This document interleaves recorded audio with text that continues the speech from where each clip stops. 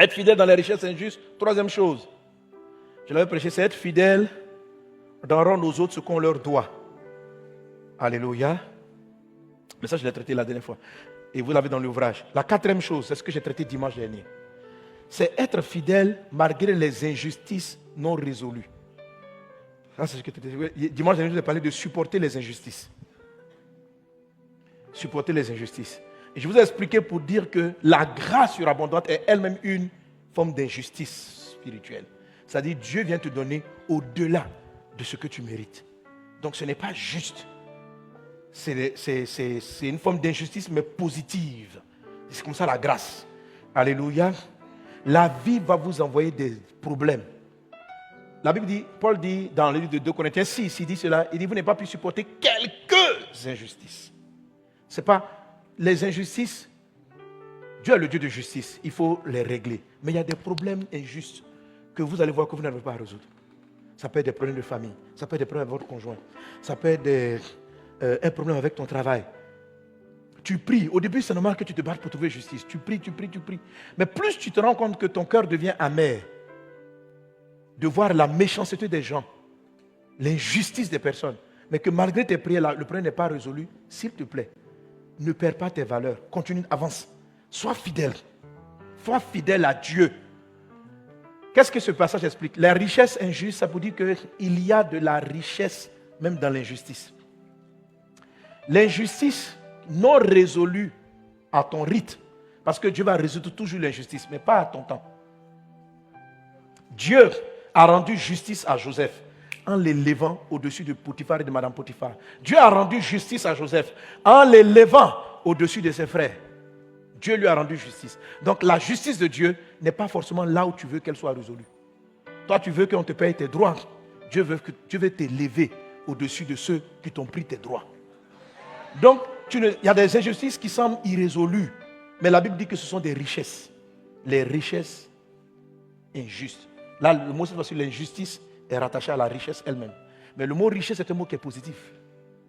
Amen. Il y a dans des injustices des leçons, de la force, de l'intelligence. Il y a dans l'injustice non résolue de la force intérieure, du caractère. Les injustices non résolues donnent du caractère, forgent une âme. Dans la vie, tout n'est pas juste. Alors, les personnes qui ont des problèmes avec cette fidélité, c'est-à-dire, ce sont des gens, lorsque l'injustice n'est pas traitée, ils se fâchent contre Dieu, contre les hommes, contre tout le monde. Ils se désabonnent de la foi. Cliquez désabonner. Sois fidèle. Quelquefois, il y a des décès qui sont injustes. Un enfant qui meurt après sa naissance, pendant que la maman a entendu, c'est une injustice. Mais vous ne pourrez pas comprendre toute la justice. La grâce que Dieu va t'apporter est une grâce presque injuste. C'est ce qui va faire énorme. Mais regardez la vie des hommes de Dieu. Tous ceux qui ont eu les richesses abondantes, à un moment dans leur vie, il y a eu un problème non résolu. Il y a eu quelque chose. Dieu dit, si vous ne supportez pas, supportez des injustices. Il y a des injustices qu'il faut supporter. C'est-à-dire que tu les prends. Au début, tu t'es de résoudre. Tu dis, non, ça, c'est pas correct. Non, voilà ce qui est vrai. Puis quand tu parles, on ne t'entend pas. Tu tentes, on ne t'entend pas. Je n'ai pas dit de ne pas tenter de le résoudre. Mais tu laisses le problème. Et puis, qu'est-ce que tu faisais hier? Continue ton chemin. Parce que la justice de Dieu va te retrouver plus tard, de manière plus glorieuse. Donc, comment tu sais que tu dois laisser? Parce que plus tu t'y attardes, plus ça te fait perdre ta personne. Tu deviens irritable, tu deviens nerveux, ton caractère change, ta douceur, tu es en train de la perdre parce que tu trouves que c'est anormal. Toi qui n'injuriais jamais personne, te voilà maintenant en train d'injurier ton patron parce qu'il ne t'a pas payé. C'est une injustice d'avoir travaillé autant de temps et ne pas avoir un salaire et d'être renvoyé comme on l'a fait. Tu es parti voir l'inspection du travail, tu as signalé la chose, ça c'est normal. Tu as prié pour qu'on te fasse justice, mais depuis là, on ne te fait pas justice. Ton Dieu est le Dieu de justice. S'il n'a pas résolu maintenant, c'est qu'il veut que tu supportes. Continue de prier pour dire, Seigneur, fais-moi justice, mais avance. Enlève ton cœur là-dessus. Dis, ce problème-là, quand un problème devient un fardeau pour vous, déchargez-vous sur le Seigneur et puis avancez. Amen. La solution arrive devant. Mais si tu restes au point là pour dire non, tant que ce n'est pas réglé, je n'avance pas dans la vie, tu vas perdre ta vie. Reste fidèle à ton focus. Tu es là pourquoi? Tu es un gagneur d'âme, tu es un évangéliste, tu es une travailleuse. Vas-y, laisse le problème là. Ne pleure plus pour ça, tu as trop pleuré. En 2023, 2022, tu as pleuré. Depuis 2020, tu pleures sur cette injustice. Ça fait 3 ans. Ma fille, mets ça dans les mains de Jésus. Et puis, comprends, avance. Refais ta vie, rends-toi beau, rends-toi belle, avance. Et tu comprendras qui est le Dieu de justice. Tu es béni au nom de Jésus. Tu es béni au nom de Jésus. Tu es béni au nom de Jésus. Quelqu'un donne un bon amen. Quelqu'un donne un bon amen. Alléluia. Et sois fidèle dans ce qui appartient à autrui. Amen. Amen. C'est ce qu'on appelle la loyauté. Alléluia. Jésus a dit cette phrase-là. Il dit, là je termine rapidement avec, j'aurai l'occasion de développer la fidélité à ce qui appartient à autrui. Parce que c'est un aspect qui est très vaste en lui-même. La fidélité, le troisième as, est ce qui vous révèle le chemin de votre destinée. La fidélité à autrui est ce qui vous remet le manteau spirituel pour opérer. C'est-à-dire qu'elle vous donne une grande autorité dans votre domaine. Dans l'invisible, je vous ai parlé des lois invisibles. Dans l'invisible, il y a des levels d'autorité. Il y a des levels d'autorité. C'est-à-dire que quelqu'un qui a un niveau de... Plus tu montes en autorité, plus tes révélations sont fortes. Prenez l'exemple de l'armée. Plus quelqu'un monte en autorité, plus il sait des grandes choses. C'est-à-dire que ça, lui, le chef de l'État va expliquer. Il aura des détails. Moins vous êtes en autorité, tout ça c'est l'armée, mais moins vous êtes en autorité, moins vous êtes informé. Vous êtes informé de certains détails, mais dans un environnement limité. Et le manteau, le grade supérieur, vous est donné par la fidélité à ce qui appartient à autrui. Donc la fidélité à ce qui appartient à autrui vous montre le chemin de votre vie. La fidélité à ce qui appartient à autrui vous donne de l'onction dans votre domaine. Vous donne une voix dans votre domaine. Et c'est ce qui fait que vous pouvez devenir des grandes sources de bénédiction. Parce que plus tu es élevé, plus ta parole est puissante. La parole d'un colonel est supérieure à la parole d'un adjudant. Est-ce qu'on est ensemble? Monte en grade. Monte en grade dans ton domaine. Il y a une autorité spirituelle, un manteau qui font que l'univers sait qui tu es. Il y a des combats, mais ça, c'est de la fidélité par rapport à autrui. La fidélité par rapport à autrui. Alors, c'est qui autrui? Autrui, c'est tout ce qui est autre. Ce n'est pas forcément le supérieur. Alléluia. La fidélité par rapport à autrui, c'est juste, les autres sont là. Je dois chercher à savoir. En fait, la fidélité par rapport à autrui, c'est l'amour du prochain. Perpétuel. Je dois juste savoir qu'est-ce que Dieu veut pour eux, qu'est-ce qui est bien pour eux, et faire en sorte, s'ils sont avec moi, qu'eux, ils réussissent leur vie. Si je suis sous quelqu'un, quelle est sa mission? Si je travaille dans une entreprise, quelle est la mission de mon patron? Quelle est la mission de la boîte? Je dois être fidèle à ce qui leur appartient. Je dois faire en sorte que lui réussisse. Amen. Est-ce qu'on est ensemble? Est fidèle à autrui. Quelqu'un qui va travailler par exemple dans une banque, qui ne travaille pas pour que la banque réussisse, mais qui travaille pour que lui-même, il réussisse dans la banque. Je ne sais pas si vous comprenez quelque chose.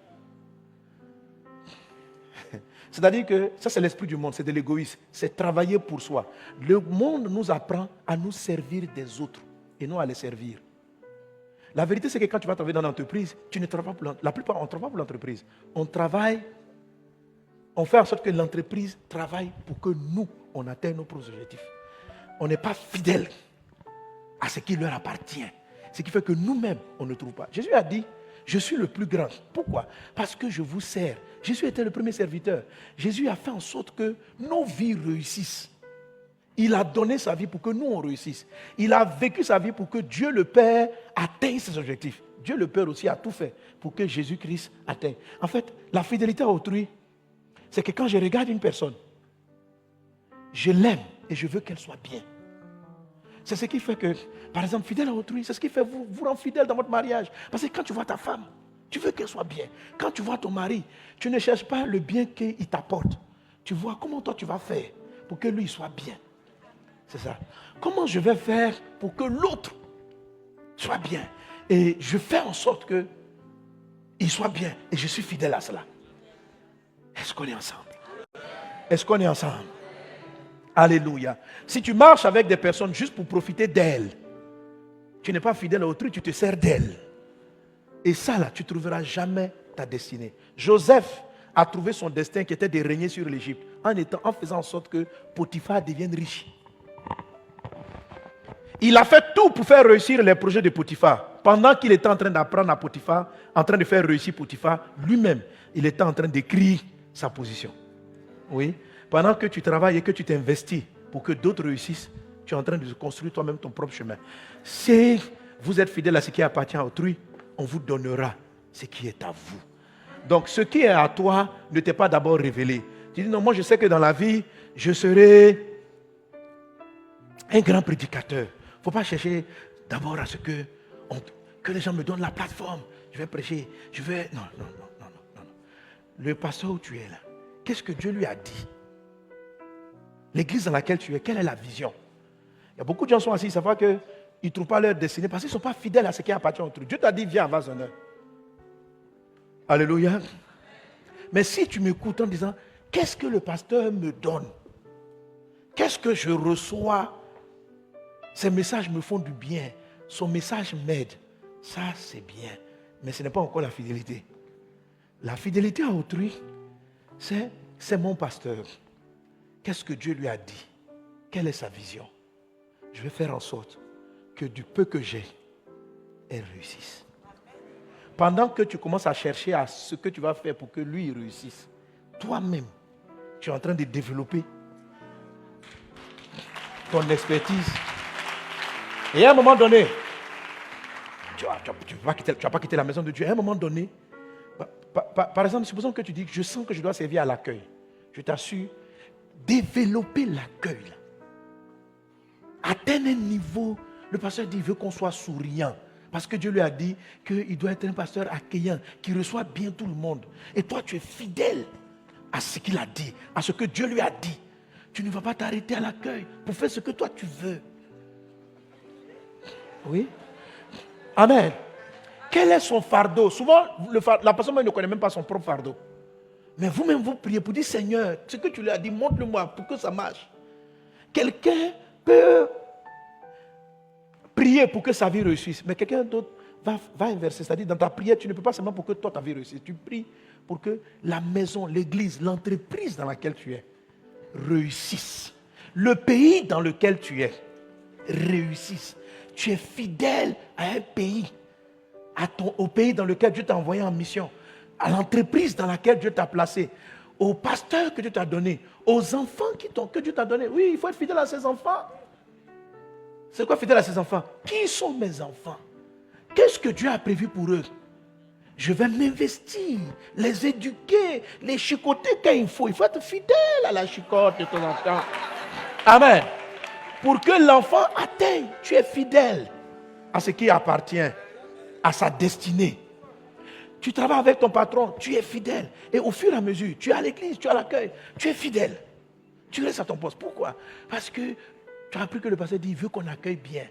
Le pasteur aime l'adoration. Donc tu te concentres à ça, tu pries. Quand tu vas venir chanter, que la vision que Dieu lui a donnée s'accomplisse. Ce qui va se passer, c'est que pendant que tu le fais, il y a un manteau qui vient sur toi. Alléluia. Mais si tu viens chanter en disant, non, moi je viens, je veux qu'on écoute ma voix, que les gens découvrent. Là, le jour, je vais faire sortir mon CD, les gens vont m'écouter. Parce que Sanogo, quand il chante là, il y a des milliers de gens, je m'en vais là-bas, je vais chanter, les gens vont entendre ma voix, le jour je ferai sortir, ça va marcher. Tu es infidèle. Tu n'es pas méchant, mais tu es infidèle à ce qui appartient à autrui. Tu es venu chercher, tu es venu te servir du pasteur pour atteindre toi, ta propre vision. Tu ne trouveras pas le chemin de ta vie. Tu seras dans la confusion. C'est vrai? Amen. Mais si tu veux que Dieu te donne ce qui est à toi, viens le faire pour que la vision soit atteinte. Et pendant que tu feras, Dieu même va te donner ce qui est à toi. Parce que jusqu'à présent, tu n'as pas encore reçu ce qui est à toi. Parce que quand tu viens à l'église, Tu cherches ce qui est à toi et non ce qui est à l'autre. Qu'est-ce que toi tu reçois des messages? Où on t'envoie? Qu'est-ce que tu es? Comment profiter de l'église? Comment t'installer? Comment tu vas tout? Tu es le centre de l'histoire. Qu'est-ce que toi tu gagnes? Arrête ça. Amen. Et tu vas trouver ton chemin. Tu vas voir les ressources de ton chemin. Tu seras posé. Tu es béni au nom de Jésus. La grâce de Dieu est sur toi. Alléluia. Je t'appelle Jésus. Jésus, Jésus,